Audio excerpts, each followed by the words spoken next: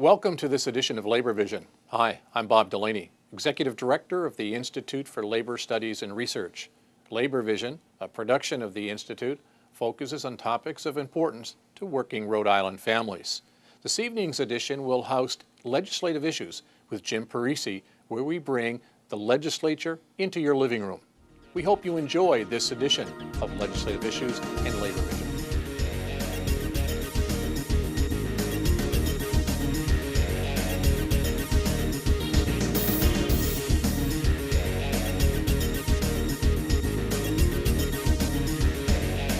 Thank you for joining us for this edition of Labor Vision, where we bring the General Assembly right into your living room. My name is James Parisi. I'm a field rep with the Rhode Island Federation of Teachers and Health Professionals, and I'm your host this evening. Tonight we're going to be talking about an important piece of labor legislation that I characterize as contract continuation. Legislation that would ensure that public sector contracts continue until a new contract is put in place. And we're pleased to have an expert as well as a sponsor of the legislation with us, Representative John Carnevale. John, thanks for joining us. Jim, thank you for having me here today. It's great to be here. Yeah. So before we talk about the legislation, let's talk about you and your role. You've retired from police work in the city of Providence. That's correct. Yeah.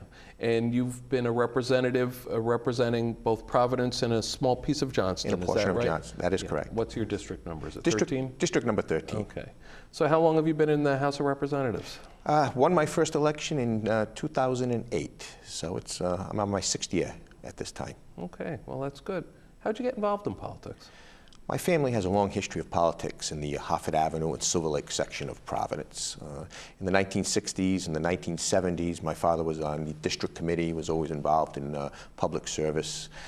My brother in 1976 ran for the seat that I now hold, and he won, and he was a state representative, and he was chairman of HEW, Health, Education, and Welfare, and he was there until 1988. In 1988, he left the House of Representatives, retired from it.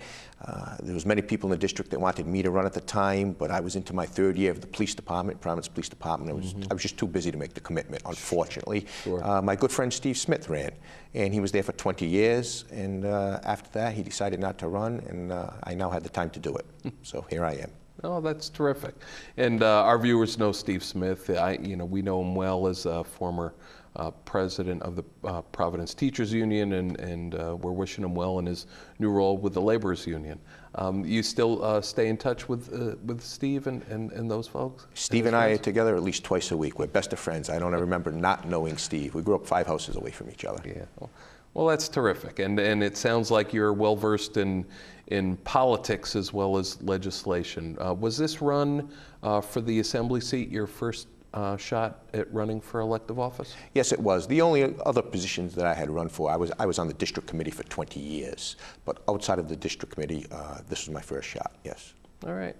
So you've put in a couple of bills related to contract continuation. You've put in, it's the same sentence that you're putting in the state law for police and the separate law for firefighters, and you've also introduced legislation for teachers and municipal workers.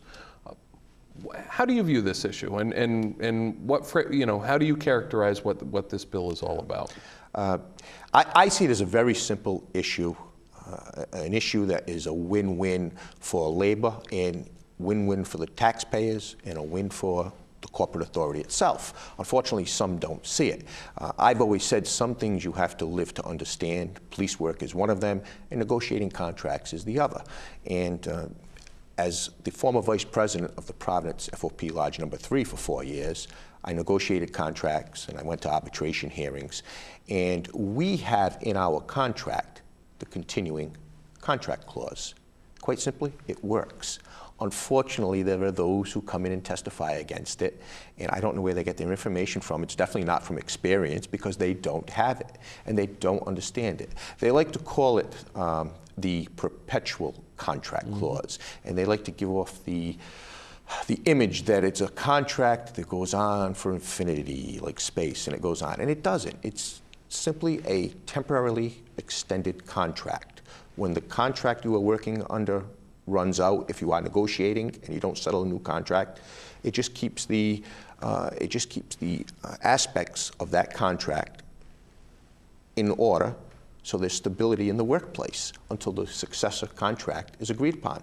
It's a very simple piece of legislation. And you come from the world of public safety, where workers and management have a process of binding arbitration to resolve contract disputes. So you can foresee, whether you're bargaining for a police contract or a firefighter contract, that there is going to be an arbitration award at some point in time, figuring out what the new contracts are. Yeah. In all actuality, both of those aspects work quite well together. The extended contract, temporarily extended contract, or continuous contract, and arbitration. The idea is to settle a contract as quickly as possible and save the taxpayers money and come up with a good contract where the workers are happy and management's happy, but once again, we save the taxpayers money. As contract negotiations continue, problems take place, and it costs money. One of the complaints we hear from people about the continuous contract, they like to say that there's no incentive for labor to negotiate, and that's as far from the truth as could be. I've said before that those who say there's no incentive for labor to negotiate, especially in bad economic times, they like to say, then I say to them that if they believe in the theory of logic, they have to be logical, and they would have to say that the mirror image of that is that in good economic times, that management would not want to negotiate. They would lag behind because they would have to give more to their workers. Be truthful, I don't believe in either, because a good worker wants stability in the workplace. And stability in the workplace is not only good for the employee, but it's good for the employer. So I really believe that both sides want to settle a contract.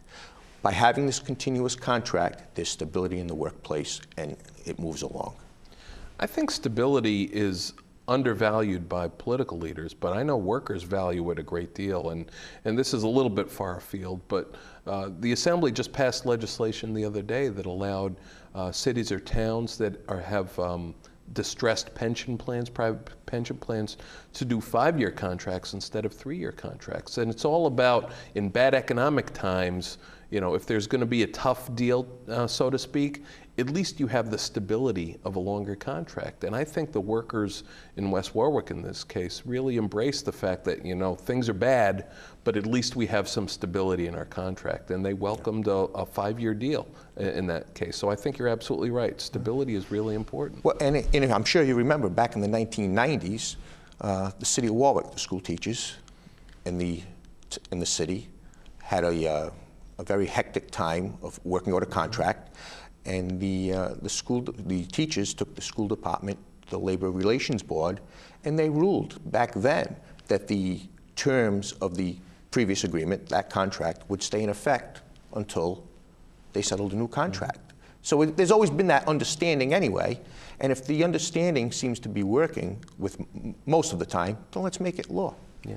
I know in the teacher world, you're right. I mean, that's the way it was in early 90s in Warwick. It went all the way to the Rhode Island Supreme Court. It's the law of the land. And it was only until East Providence School Committee decided to buck that trend that they went to court. And it's since been settled.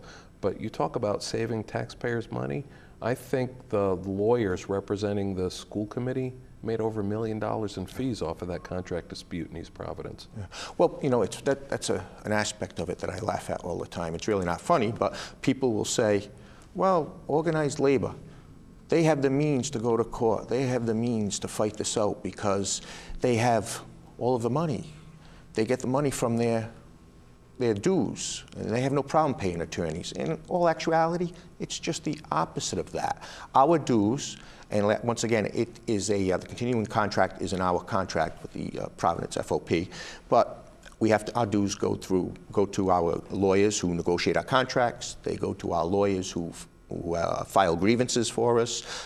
They go to pay the utilities and whatnot and rent on an office that we have. And we make thousands upon thousands of dollars a year in donations to the community. By contrast, the corporate authority the city of Providence, they have 15 full-time city solicitors, assistant city solicitors, 15 attorneys. And if they need to, they simply raise taxes, which it's sad, but if they have to, they raise taxes. So the city of Providence has money, not the Providence FOP. Unfortunately, at one point in time when I was the vice president in negotiating, they didn't even use those 15 solicitors, or I should say assistant city solicitors, in contract negotiations. Over a 4-year period, they spent $2 million on outside attorneys, taxpayers' money.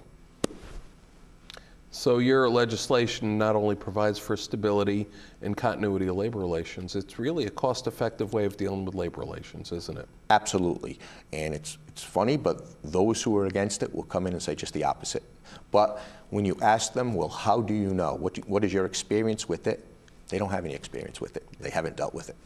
And there's only been a few instances where the employer didn't honor the old agreement while continuing to negotiate a new one. I know in the city of Warwick, I think the school support staff had some unilateral changes imposed on them at some point in time, but it's not something that happens frequently in our world. No, it's very rare. Matter of fact, a gentleman from the east side of the bay who had been on the school committee came in and testified, and he was against it.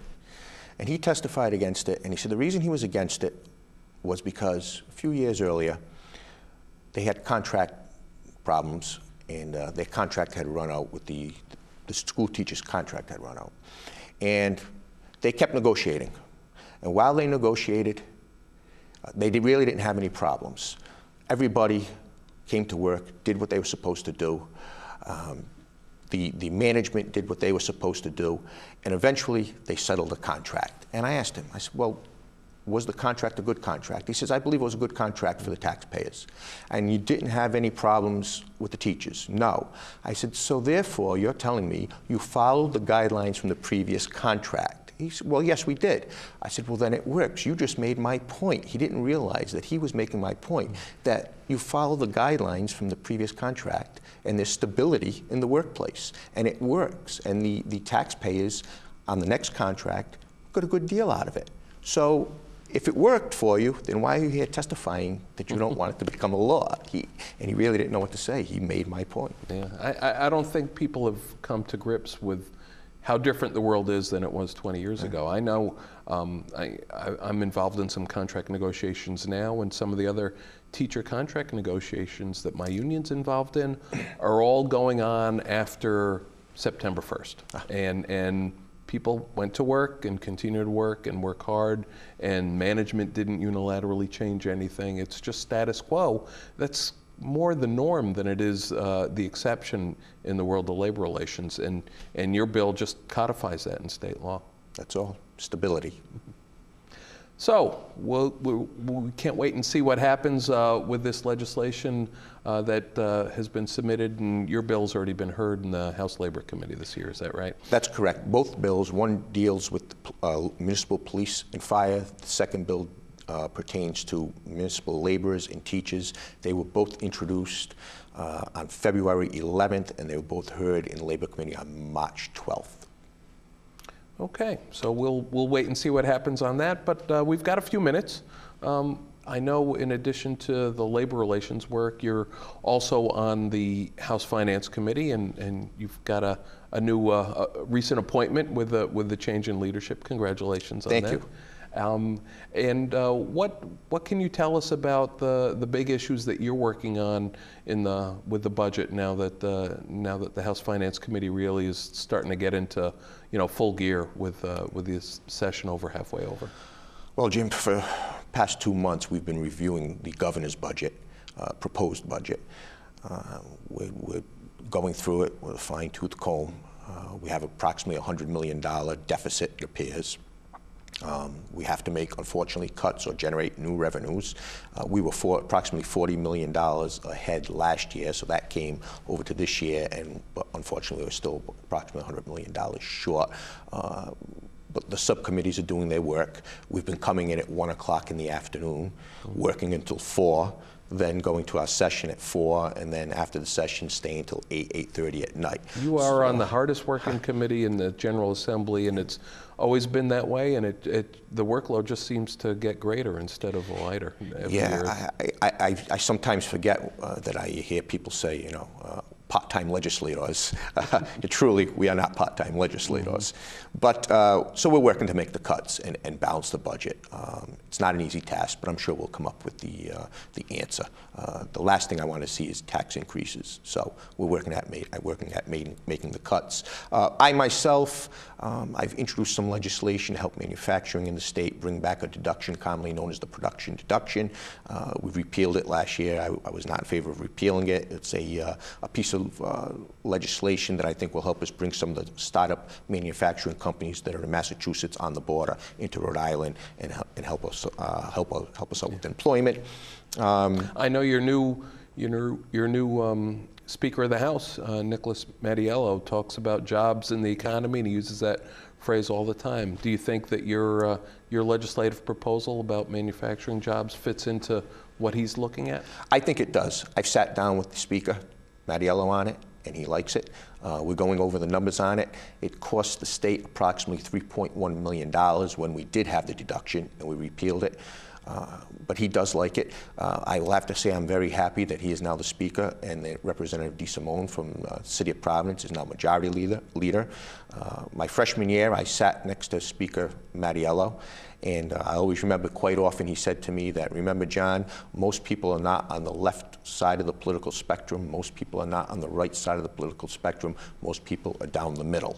And those people are middle-class working people, and that's who we have to take care of. So I always remember he said that, and I'm very happy to see him Speaker because I know he'll be interested in helping labor. And so is Leader DeSimone. He's always been very helpful with labor. And if you were looking for someone who understands labor relations and contract continuation, look to an attorney who's represented teachers union for a couple of decades, right? Correct, absolutely. Yeah. We've got another minute or two. Other than the manufacturer's tax credit, any other legislative initiatives that you have that you'd care to share with our viewers? Sure. My father owned a small construction company, put food on the table. It was, in fact, a non-union shop, but my father always believed in educating and training his workers. So I've put in a piece of legislation that now it's called the Apprenticeship Bill.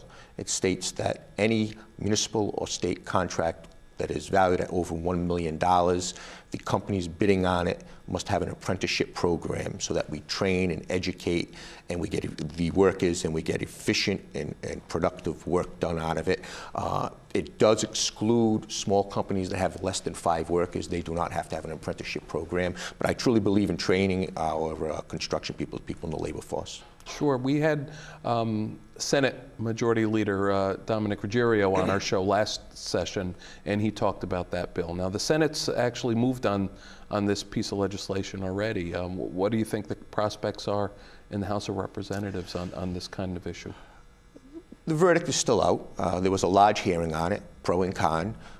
The bill will have to be amended to meet the same standards as the Senate side. There were a couple of small changes made in it, such as giving the municipalities an extra year to be prepared for this, to have their paperwork in order, and dropping the percentage of hours on the apprenticeship from 15% to 10%. So that can be done very quickly, a sub-A as we call it, on that. But it's getting a lot of support. I know the Senate, when the Senate leadership talks about legislative initiatives, they too want to focus on jobs in the economy, but they talk a lot about workforce development. And I think training the future cadre of construction workers fits along those lines. I mean, we have a lot of people in that field who are going to be, retiring in the next few years, and you have to look, well, where's the next generation of workers who understand, plumbing, who understand being an electrical worker, and I think that's why the apprenticeship bill is so important. It's really more about our future than anything else. I agree with you. In that field, we have an aging workforce, and we have to bring up the younger, educated laborers to come into that field now, especially with what's going to happen with construction, with that knowledge district area, that boom, what's going to take place at the Port of Providence, and what's going to take place at Quonset. Construction will be back strong, very strong shortly. Well, hopefully we'll hear some good things on the outcome of both the apprenticeship bill and the contract continuation bill, and maybe we'll have you back on the show later in the year and talking about how well things went. Great. I'd love to come back, Jim. Thank you. Well, thank you for joining us. Thank you. And thank you for joining us for this edition of Labor Vision.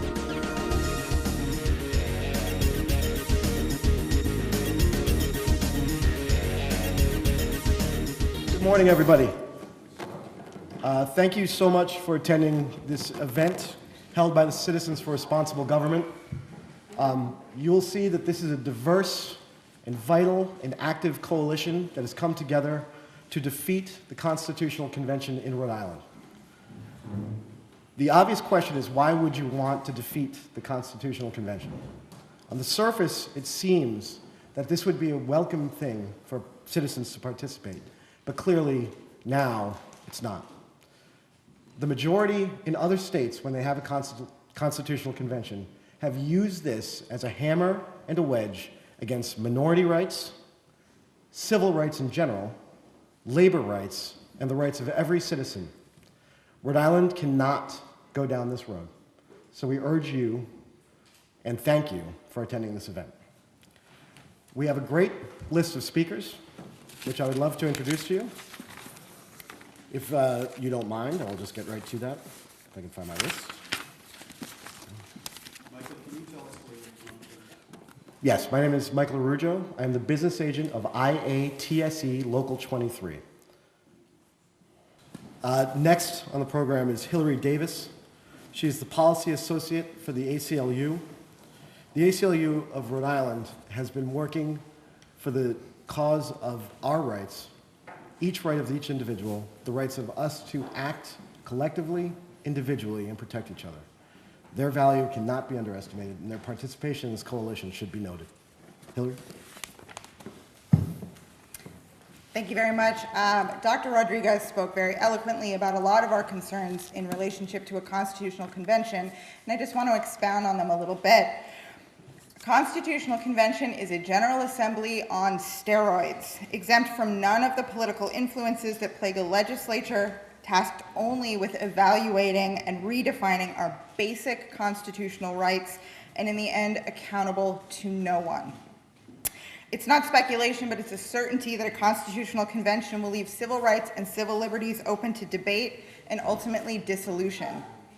Despite the best intentions of many of those who call for a constitutional convention, and the ACLU certainly shares many of their frustrations with the General Assembly, our own experiences in Rhode Island and the experiences of ballot initiatives nationwide demonstrate very starkly the dangers of a constitutional convention, and those dangers should not be ignored or minimized. Despite the purported focus of the 1986 Constitutional Convention being that of good government, some of the most significant measures to come from that convention focused on abortion rights, restricting the voting rights of felons, restricting the right to bail, and more. And time has shown that what happened in 1986 is not an aberration. Once a convention meets, there are no limits on the issues that it can address, and conventions can serve as catalysts for socially divisive amendments that threaten our most basic civil rights. Looking at ballot initiatives across the country, we can get an example of what it is that we can expect to see. And since 1986, there have been at least 18 anti-abortion initiatives put up for voter consideration, 4 initiatives to ban affirmative action, 5 initiatives to require English as the official language, 5 initiatives to ban equal rights for gays and lesbians, 9 various anti-immigrant measures, 13 initiatives to ban same-sex marriage, and most recently 11 initiatives aimed at restricting state participation in Obamacare or restricting the ability to create a state health exchange. That is what we can expect to see in Rhode Island and more. Constitutions are supposed to protect certain fundamental rights from the will of the majority, but a constitutional convention allows a simple majority to take away those rights. That the courts can eventually nullify some provisions of the Rhode Island Constitution that we enact that may conflict with the U.S. Constitution is no protection anymore for those individuals whose rights will be suspended or obliterated by a constitutional convention. Courts move very slowly. They take years to come to a conclusion on these matters, and that a court may one day overturn a decision made by the voters is going to provide very little relief to the individuals whose rights are restricted or denied in the meantime. That's what we've seen with same-sex marriage, couples whose rights have been suspended in the years that it has taken courts to come to these decisions, and of course the women who are living in states enforcing unconstitutional restrictions on reproductive freedom, or whose courts have chipped away at the Constitution. Since 1986, the courts have become much less protective of the rights that are so often the subject of ballot initiatives and constitutional conventions, including abortion and, as we saw with the U.S. Supreme Court just last week, affirmative action. Courts can no longer be counted on to declare unconstitutional the things they should. Constitutional amendments deserve very serious consideration, including robust debate and careful drafting, a process that cannot occur in a constitutional convention. Our Constitution is not a document that should be so subject to wholesale revision, and the ACLU opposes a constitutional convention. Thank you.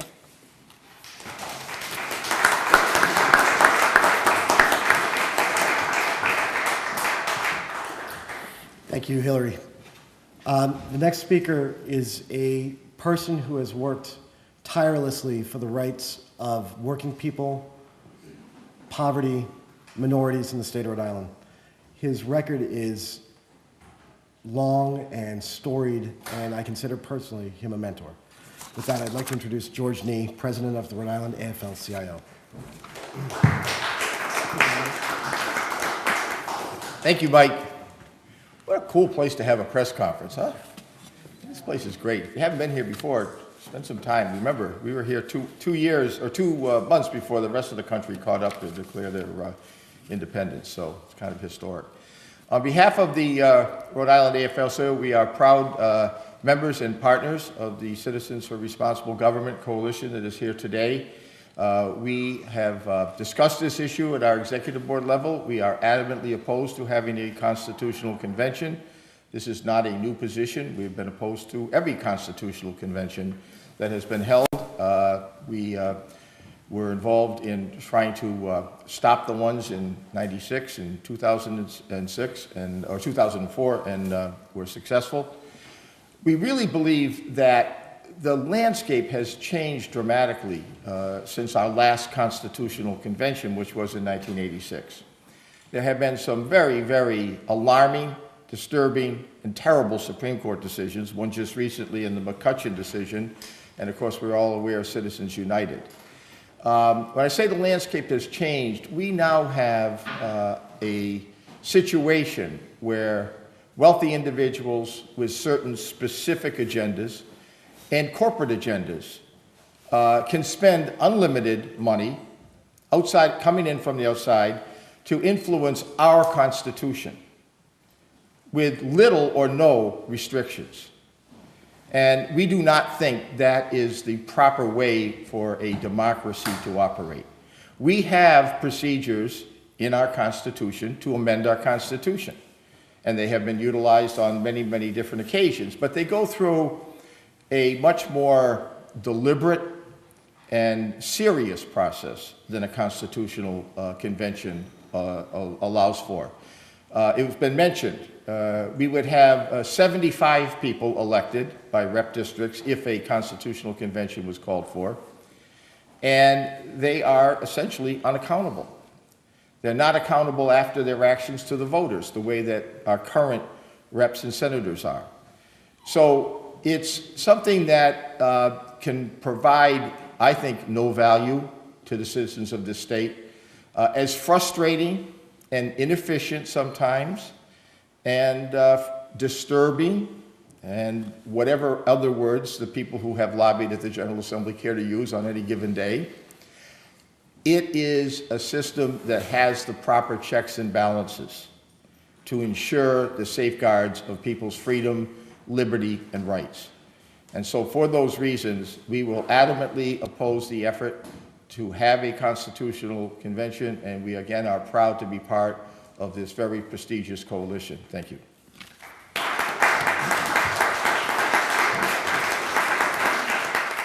Thank you for joining us for this edition of Labor Vision.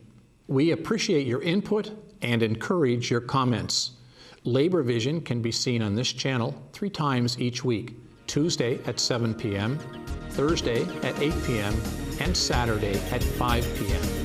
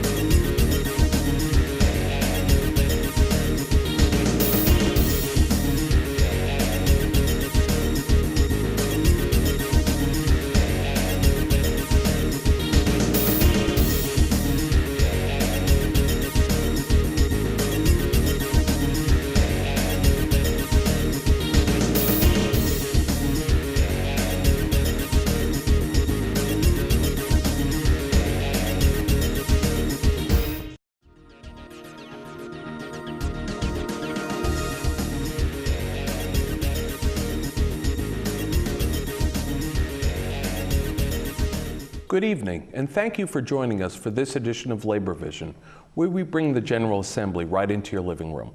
My name is James Parisi. I'm a field representative with the Rhode Island Federation of Teachers and Health Professionals, and I'm your host this evening. Today we're going to be talking about funding programs for the developmentally disabled, and we're pleased to have with us an advocate for increased funding, Representative Ray Hull. Ray, thank you for joining us today. It's a pleasure, Jim. Very, very much a pleasure. So I understand you've been in the police department for over 25 years now, and you serve on both the House Finance Committee as well as the House Labor Committee. That is correct. Yeah. 28 years in the police department and still going strong. Hey, good for you. Good for you. And you've only been in office since 2010, is that correct? That's correct. And your district is District 6. That's the western end of Providence as well as a piece of North Providence. That's correct. Providence, Fruit Hill section in Manton and Mount Pleasant. And a bit I touch into Wanscott, just a tip. Okay. Well, before we talk about the funding for DD programs, why don't you give our viewers a little bit of background into yourself? Where'd you go to school and how'd you get involved in politics? Well, I was educated right here in the city, LaSalle Academy. Then from there, Roger Williams University, a stint at University of Rhode Island also. And then finally I finished up my master's degree in a small, nice Catholic college up in Worcester called Anna Maria College. Oh, sure. And then from there I joined the police department, stayed on the police department, and still on the police department, I should say. And how I got into politics was kind of freaky by nature, I guess. Our viewers love a good story, so. And it was kind of funny. I called my rep, and not once, not twice, but maybe 3 times, and no response. And I said, well, I can do that. I've been serving people all my life, and I can continue on, and just in a different capacity. So with that, I ran in 2010 and won. And they said it was unheard of, but it's not unheard of if you stay in tune to people and listen to what they have to say. And it's been very, very rewarding. And I say rewarding because if I can touch somebody's life or do something for somebody, I've accomplished what I needed to accomplish. And I do that in the General Assembly, and I also do that in my daily life. Sure. I commute through your district. I come in on Chalkstone Avenue every day for work, and I remember seeing your lawn signs early on. You got an early start on your campaign, and you worked pretty hard at it to beat an incumbent, didn't you? Yes, I did. But it snowballed in that actually people just wanted to see something different. Not that they were disappointed, you know, or I would say upset with their representative that was present. They just wanted something to change. After all, he was there 26 years. And that's long for anybody. I don't care where you're at. It sure is. You know, and politics is just a funny, funny animal.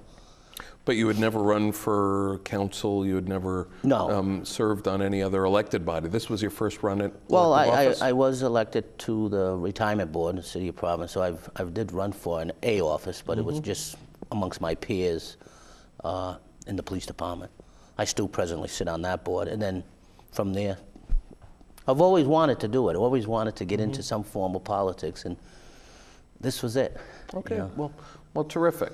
So how did you get involved in the issue of funding programs for the developmentally disabled? Well, as you know, you may not know, I have the Fogarty Center that's in my district, and I went there. And I listened to what they do, and understand when in 2010, or was it 2011, that they cut the budget by $24 million. I'm saying, wow, there are silent people that are out there that we go about our daily lives, and we forget about them sometimes. But when we cut their funding, it really affects them. So I'm saying to myself, I said, you know, how can I effectively help and make a change for that one individual in their life? And that's how I became interested in developmental disabilities, because I actually seen the people that it affects, what they do, and how we can make a change. And I continue to do that. So I'm happy to sign on the legislation or present legislation for the developmental disability. Sure. We have had a couple of shows over the past couple of years on the cuts. There's unionized facilities at the Trudeau Center, where my union represents the workers, Blackstone Valley, represented by SEIU, United Nurses and Allied Professionals represents the folks up at Seven Hills and Woonsocket, and then Cranston Arc is represented by the machinists. So there's always been a labor interest in this issue. I remember having some people talking about the specific impacts that those budget cuts had in terms of cuts in pay and cuts in programs. What did you see when you went out to the Fogarty Center? Well, when I went to the Fogarty Center, they were very upset that they would have to reduce their service because of the budget cuts. And let me tell you, they're working on a string to maintain their service and the quality of performance that they have to give to their constituents, to the people that are there. And they're not paid a lot of money, not a lot of money at all, but they do tremendous work, tremendous when I say that. And I speak only because this is in my district and it hits close to my heart, but I know the Trudeau Center also, and many other organizations that are out there that do that. So if I can effectively make the change, I'm gonna, you know, and if it's this one little thing, hey, it makes it that much better for everyone.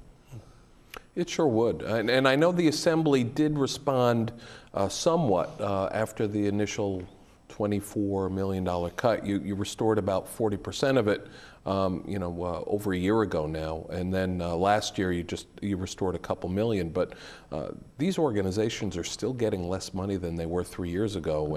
And that's cuts in programs, it's cuts in services, and that doesn't even talk about inflation. You know, costs have gone up for a lot of things in the last couple of years. You're absolutely right. And you have to understand, the people that we're talking about, they become like family.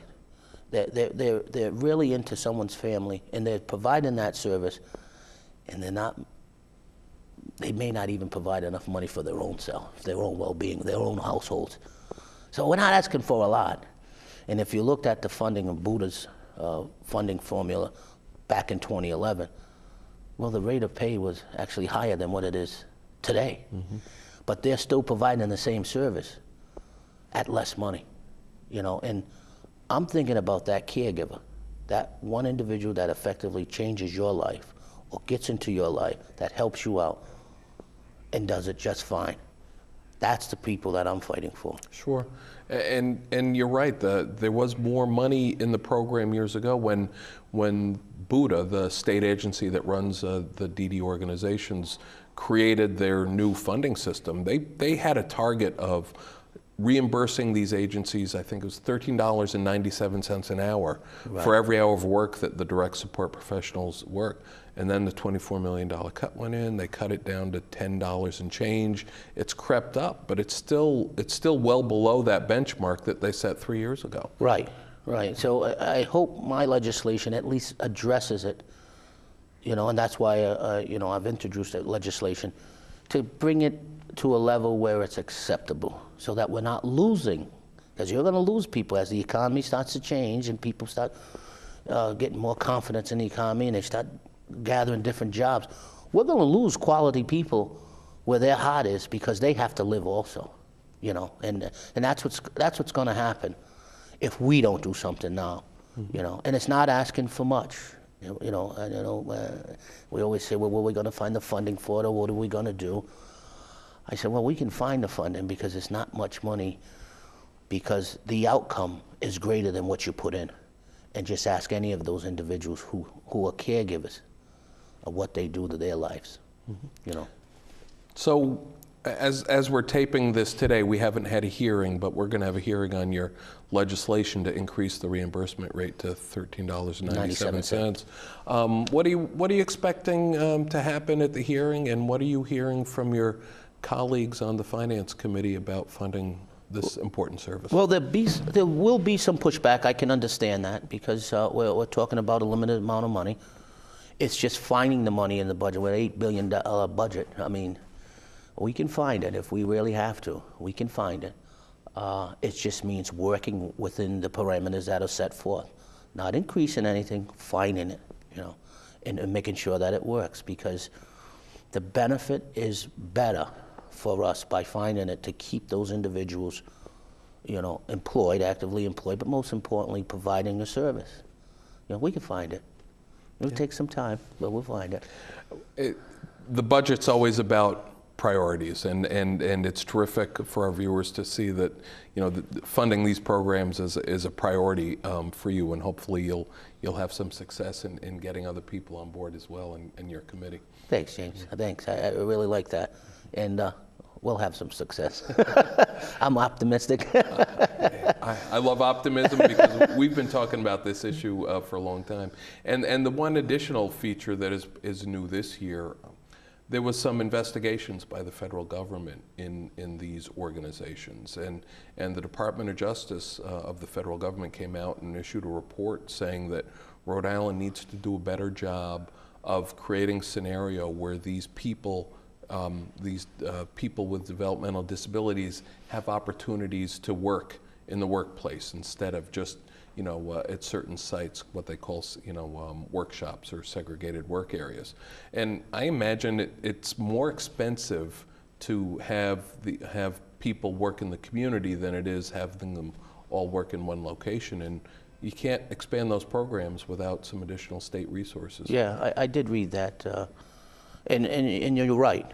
But it's getting there, you know, it's getting there, and actually getting the funding back and then opening up to where we need to go in the future. It's just getting there, and this is the start, because what you said was correct, in that expanding opportunity for our people with developmental disabilities, and we can do it. We can do it, and I make sure that we will. That's terrific. We've got a couple of minutes left. Do you care to share with our viewers other pieces of legislation that are important to you that you're working on this session that might be of interest? I like to, what legislation I grab onto and then I try to look forward to is things that will affect the lives of ordinary people. And I have a project that I'm working on, the Woonasquatucket Road resurfacing and restructuring. I'm working on that because that ultimately affects people's lives. Because if their neighborhood looks better, they're better. You know, so that's one. And our viewers in the building trades love hearing about yes. Bricks and mortar projects to put people to work. But most importantly, it changes the lives, and it will change the neighborhood. So, and then I'm also working on other police-related legislation where I changed the parole guidelines for first-degree and second-degree murderers. And then the last one is developmental disabilities, what we're working on now, and raising the rate to at least a nice benchmark of $13.97. So those things ultimately affect people's lives daily, not a whole bunch of different legislation that you don't really know what's going on. And you know, but I try to stick to legislation that people understand and people do. You know, because if I stay true to my mission and true to people, they'll be true to me. That is so important and so right that people want to see where politicians connect with their daily lives, and Right. when you pick certain projects that connect with people's daily lives, that's what's vitally important. Last question before we wrap up. As far as the state budget goes, what can you tell our viewers about when your committee, the finance committee, is going to be getting down to the brass tacks of hammering out a budget, and what do you think some of the biggest issues are? Well, it's still fluid, very much fluid. There has been a change since change in leadership. We have a tremendous new leader, Speaker Mattiello. He has already set in motion jobs, which is nice. But most importantly, the budget now is being formatted probably in a different way than our previous speaker. So it's fluid, I just want to make sure that I have my voice and a little bit that I have to contribute, that they will be heard. Well, thank you for being the voice of the developmentally disabled as you continue work up at the State House. And thank you for joining us this evening. It was a pleasure. It was a pleasure. Thanks, Jim. And thank you for joining us for this edition of Labor Vision.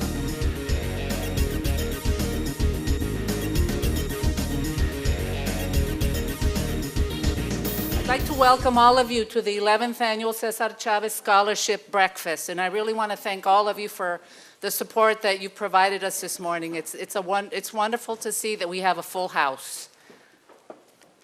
I would like to begin by, first off, by thanking several people. Providence College, who is a co-sponsor of this breakfast, I would like to thank them for that, and also for the use of this facility. In particular, the Global Studies Program and the Office of Institutional Diversity, who were very helpful and supportive of the breakfast this year. I want to also give a shout out to Cara Sebulco, who was part of the Global Studies Program. Cara is also a member of the Cesar Chavez Breakfast Committee, so I want to thank her. I'd like to also recognize and thank Senator Jack Reed, who has a representative here today. He was not able to come, but he has provided his support to the students. Also, Congressman Langevin, who was not able to come, and also sends his congratulations and support for all the students who received their scholarships. I'd like to thank Navigant Bank, who is a co-sponsor of the breakfast, and the Progreso Latino, who is part of the program, and you'll hear more from the director. So why are we here today? There's several reasons. A Mexican-American man named Cesar Estrada Chavez was born on March 31st, 1927. He was born on a farm near Yuma, Arizona. Cesar and his family moved to California in 1938 to make out a living like thousands of other overworked and underpaid migrant farm workers in their community. But rather than to tolerate the daily injustices heaped upon him, which also included forced child labor, sexual harassment of women workers, and the use of pesticides harmful to both workers and consumers, Chavez chose to devote his life to organizing and improving the lives of migrant workers. But I'm going to stop there because we have our special guest speaker who will talk more about Chavez and from a very personal connection. Instead, I'll talk about the Cesar Chavez Scholarship Fund. In Rhode Island, the idea of introducing the Cesar Chavez to Rhode Island was born in the early 1990s when I worked for a group called the Hispanic Social Services Association. Those of you who might date yourself remember that organization. It was the parent name of the Center for Hispanic Policy and Advocacy, or CHISPA. I was raised in the Southwest where Cesar Chavez was a household name. Everyone knew who he was, and people flocked to see him whenever he was in town. So when I moved to Rhode Island, I realized that really was not the case. Only a few people have heard of him, and most did not know more than his name. But one day, much to my pleasant surprise, the executive director of Progreso Latino, which was Patricia Martinez at the time, not only knew who Cesar Chavez was, but through her deep knowledge of him, she had already begun to introduce his name and legacy to those who were part of the youth program at Progreso. Patricia and I spoke about a joint effort to teach the kids about Chavez. And out of that, a mural was painted in what is now known as the chapel room of Progreso. The mural stayed there for many, many years, and it's now been painted over. There was some construction done, and it was painted over. In order to execute that mural, the kids had to do their research on Chavez. And they learned not only what he looked like in order to depict him, but they learned that he was an important Latino role model to those who believed in giving back to the community. About 10 years later, the Cesar Chavez Scholarship Fund finally officially took shape when in 2004 we held our first fundraiser at the Rhode Island Foundation. At that time we raised $4,000. And with those funds we developed a mission to offer small grants to young people, to junior high and high school students, to encourage them to go out and to give back to the community by organizing projects that emulate what we call the Cesar Chavez core values. There are 10 core values that he stood for. First, there was service to others, sacrifice, a preference to help the most needy, determination, nonviolence, acceptance of all people, respect for life, knowledge, and innovation. Today, we continue to encourage and promote service and learn community projects among the young people of Rhode Island. In 2010, the Cesar Chavez Fund formed yet another partnership with Progreso Latino, and together these two organizations work from January to March to promote the Winter Community Food Drive. This drive fills the needs of the Central Falls Food Pantry at Progreso Latino and other pantries in the Blackstone Valley. And here's what has transpired through the partnership. Not only does the food drive encourage individuals and businesses throughout the Blackstone Valley to collect food for the pantry, but we also empower young people in the schools to work with us to promote Chavez's 10 core values. So in the past 3 years, we have selected a group of students who have done outstanding work for the food drive. Twice Central Falls, one was a Central Falls students received the award, and then the following year, Central Falls High School received the award. Last year, Slater Junior High in Pawtucket received the award. So this year, as in other years, we are recognizing a group of students who are full of energy and dedication, and who I believe truly represent the core values of Cesar Chavez. For the past 2 years, these students have collected food, rallied other students in the school, the parents, and the teachers, and they donated all that food to the Central Falls Food Pantry at Progreso Latino. When I visited their school in January, the students told me that they had challenged themselves to exceed last year's collection, and I really have a feeling that they have. At this time, I'd like to introduce and welcome Mario Bueno, who is going to give a presentation on behalf of Progreso Latino.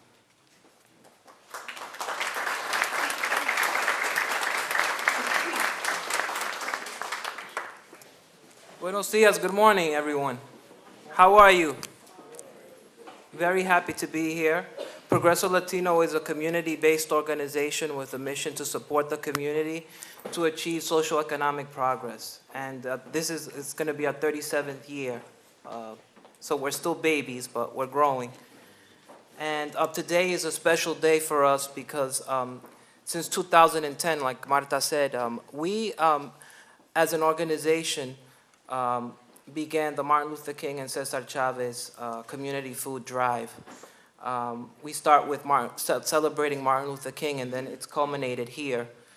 And we did not have at the time a food pantry, but we saw the need, and we thought, hey, you know what? As a community, we can make a difference. And together we can make it happen, especially for people who fall through the cracks and really need our help.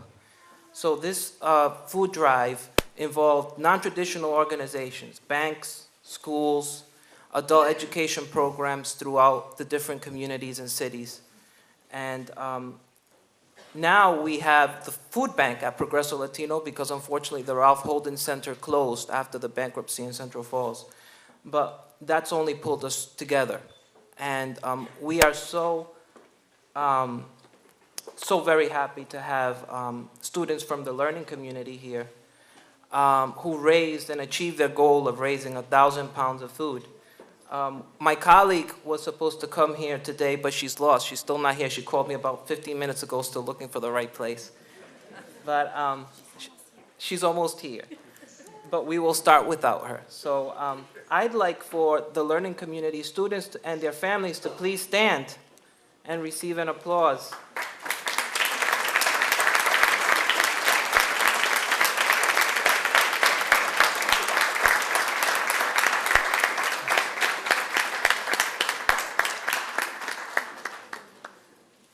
So we appreciate the contributions that they have made to this campaign, and we encourage everyone here to give. To give is also to receive. Just this week, there was someone coming to the food pantry, and they had a little piece of paper. And I don't look at the details, so I'm like, she brought a little piece of paper. She was very quiet, humble, her head down, and sometimes it hurts. It's really a lot of work. And many people feel embarrassed to ask for help when they're in trying times. And I think that a lesson to me that day, and a lesson that I want to share with everyone is that it's not shameful to ask and to need. As a community, we're supposed to support one another. And we form a circle. Many times in this society that we live in, it's all about being independent and being strong. But it's all, when we give and when we receive, we're sharing with one another, and that forms a bond of friendship, and it forms a community. And I think that's so important. And so many kids today are taught that it's shameful to ask. It's actually not a shameful thing to ask. And I think people are very honored to give as well as receiving. So it's so important. And the work that the learning community has done, Kath, and the kids is just extraordinary. So today we have a special speaker who will speak with you. His name is Rafael Raposo. He's one of the students. And I'd like him to come up and say a few words.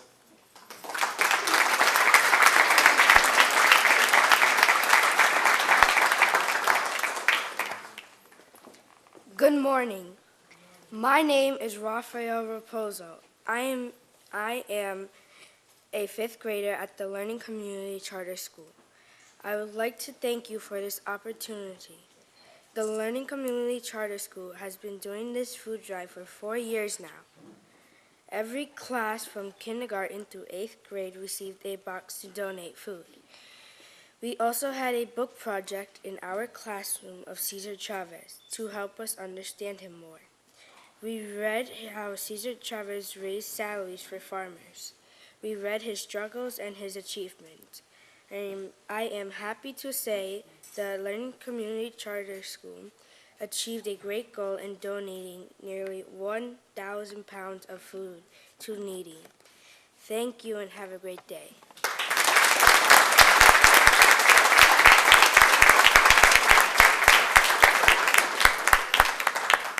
So we have certificates of appreciation for the students, and I'd like them to come up. Rafael, you first.